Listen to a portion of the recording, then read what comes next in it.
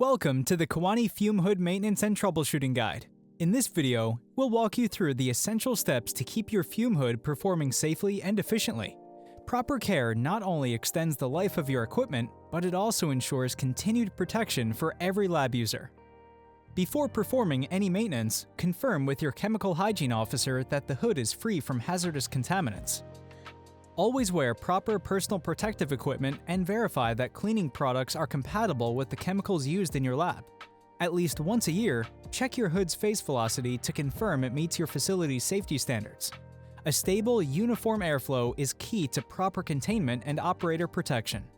Keep the sash glass clean on both sides. Clear visibility helps you monitor your work and detect any issues early. Clean the light cover or protective globe regularly. For vapor-proof or explosion-proof fixtures, wipe only the exterior surface. For safety, an extending pole may be needed to wipe the light without entering the fume hood. Maintain the work surface by cleaning it regularly with detergent soap. This preserves both the appearance and integrity of the worktop material. Periodically clean the tissue screens using a shop vacuum to remove accumulated debris. These screens play a critical role in preventing objects from entering the exhaust system, helping maintain consistent and efficient ventilation. Inspect the sash drive belts regularly for wear or fraying.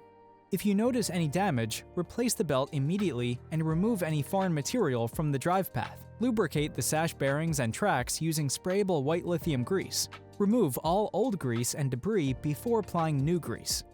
Smooth operation reduces strain on the sash mechanism and ensures consistent performance. If the sash appears misaligned or the drive belts are out of sync, start by fully closing the sash and removing the front panel. Use a ladder for safe access and ensure at least 2 people are present to perform this task. Loosen the front and rear set screws until the drive shafts can rotate freely. Rotate the drive shafts so they do not slip back into the existing set screw dimple when tightened. Use a pair of vice grips if necessary for better control. After adjustments, verify the sash's level across its width using a precision level. Once level, tighten all set screws to the recommended torque of 45 inch-pounds.